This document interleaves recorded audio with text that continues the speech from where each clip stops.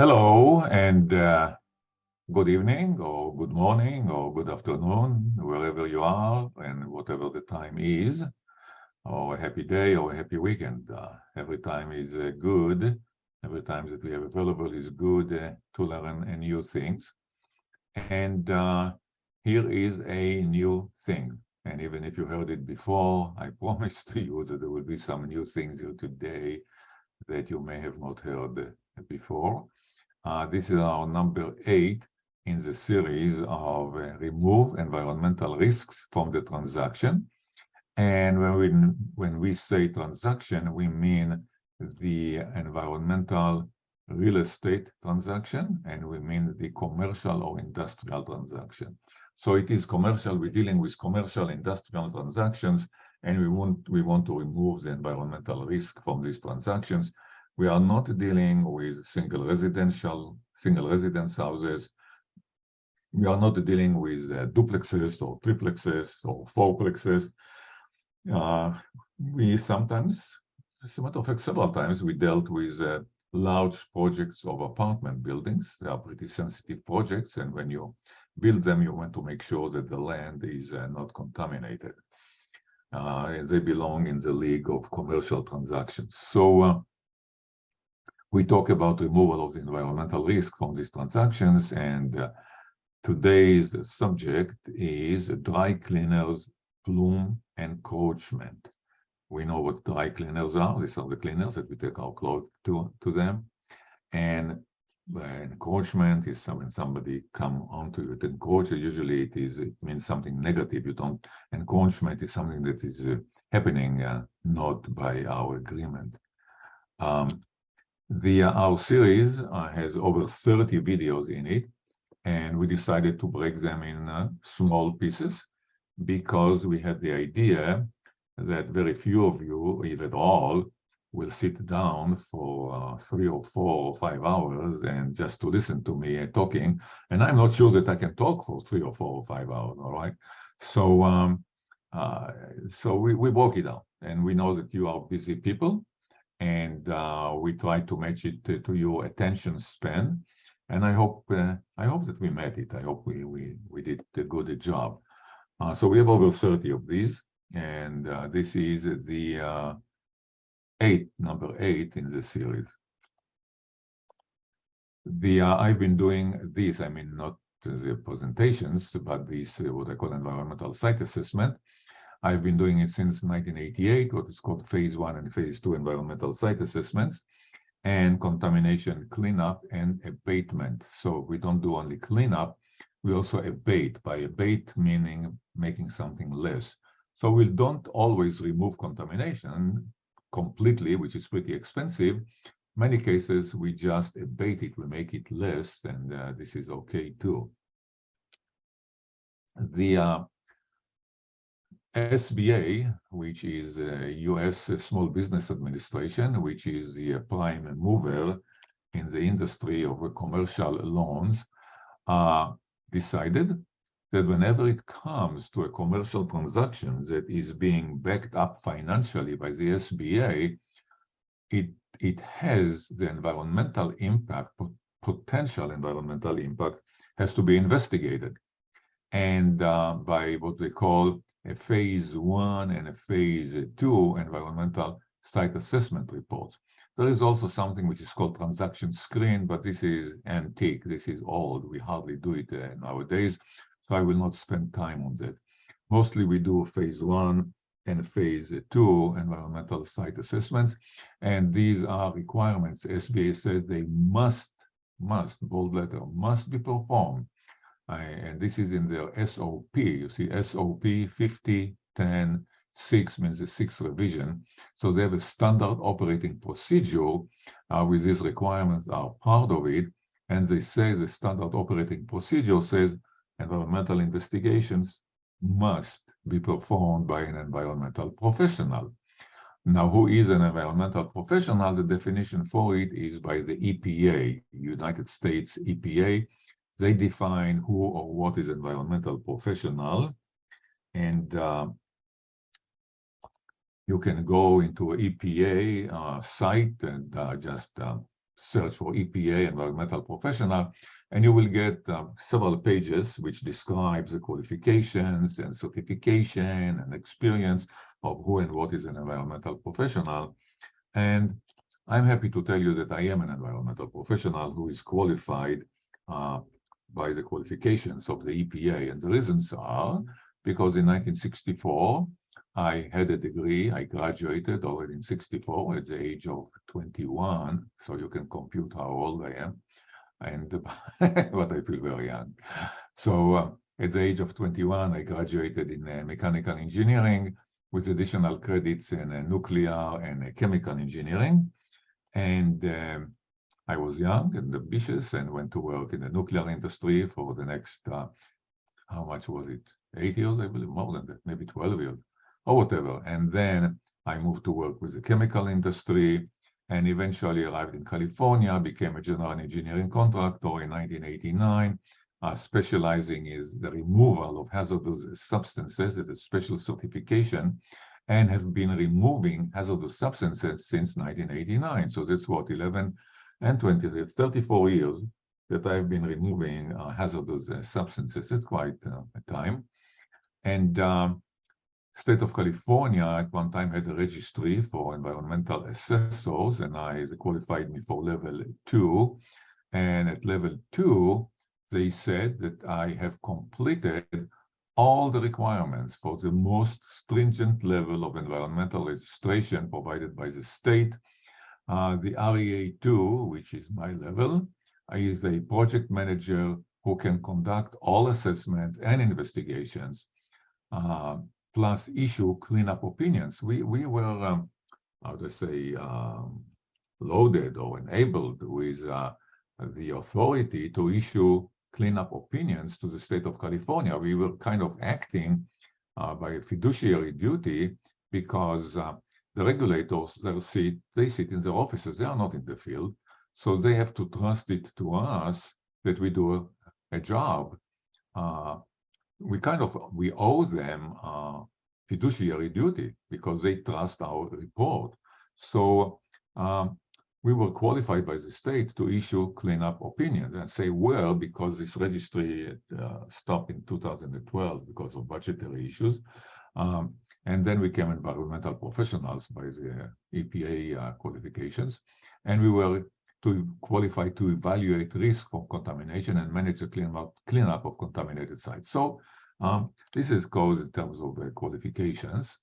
And here is an example project that I managed recently, where we cleaned up a site that was contaminated by pesticides. The owners purchased it from Terminix in 2003, and they purchased it contaminated.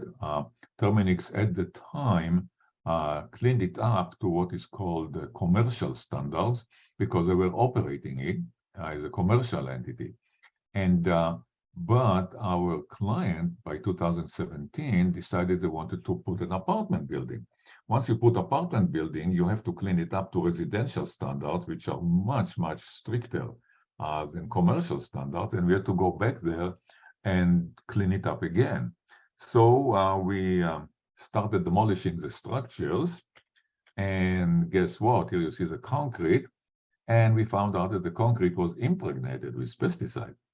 And we went down to the soil and it was laden with pesticides. Now, the point is, you see us spraying water here is because the moment you start breaking this concrete, you see on the left side this huge machine with a hydraulic hammer. It's breaking, tuck, tuck, tuck, tuck, tuck, very noisy. Breaking the concrete into small pieces, it generates dust, it generates flying dust.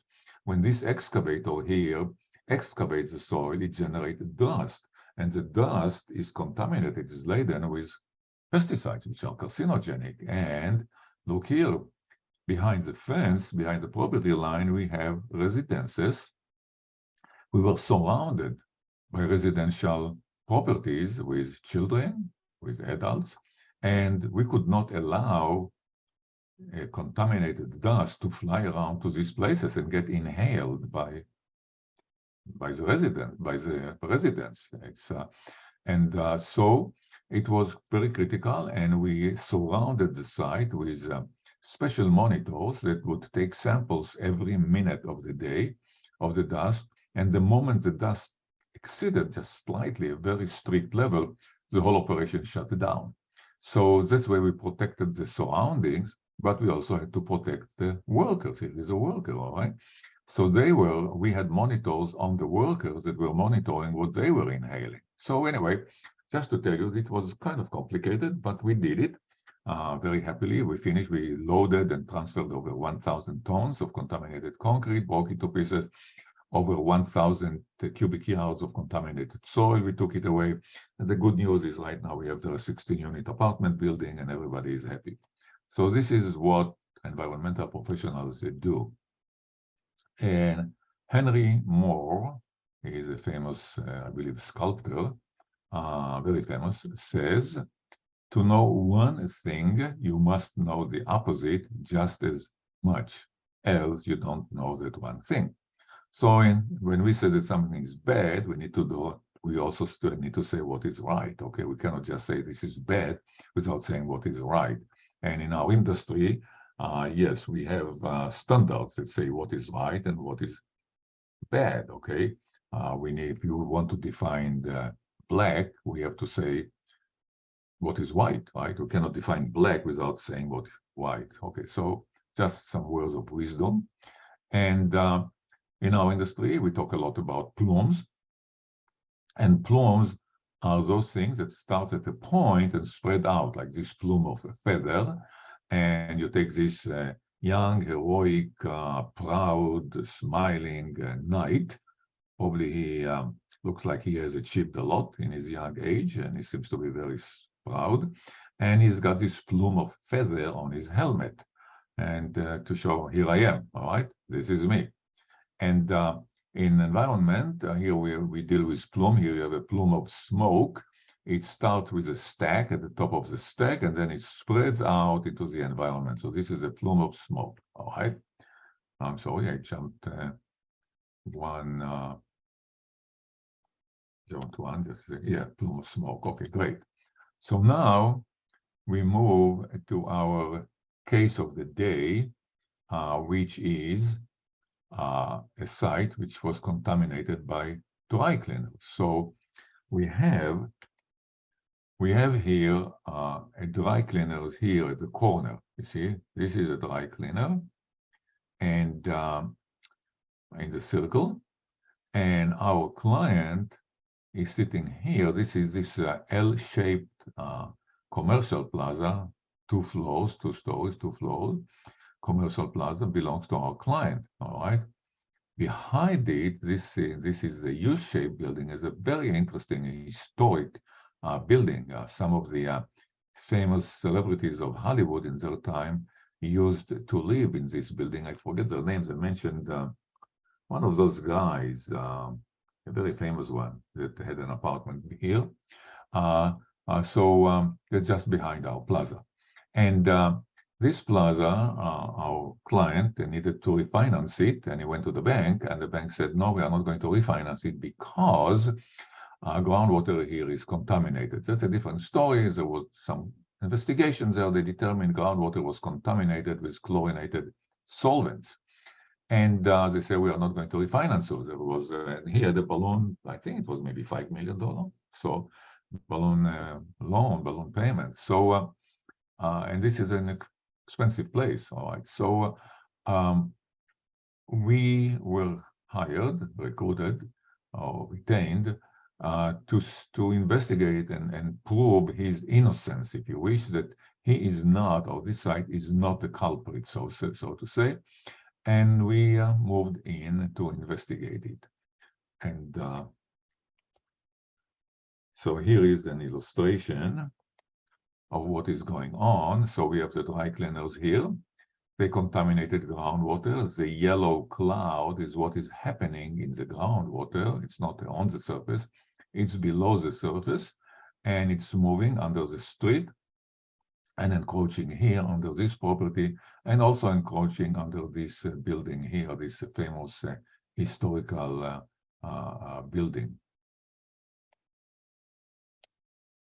And here is a cross-section, a kind of an engineering cross-section of describes the situation, the contaminator, the culprit, so to say. And they are not culprit, I don't mean derogatorily, it's just kind of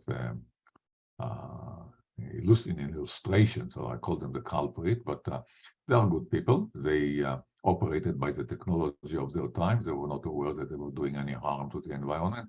There are thousands and thousands of dry cleaners, small families, small family businesses that have been operating in accordance with the laws of their time, in accordance with the regulations of their time, and innocent, good people.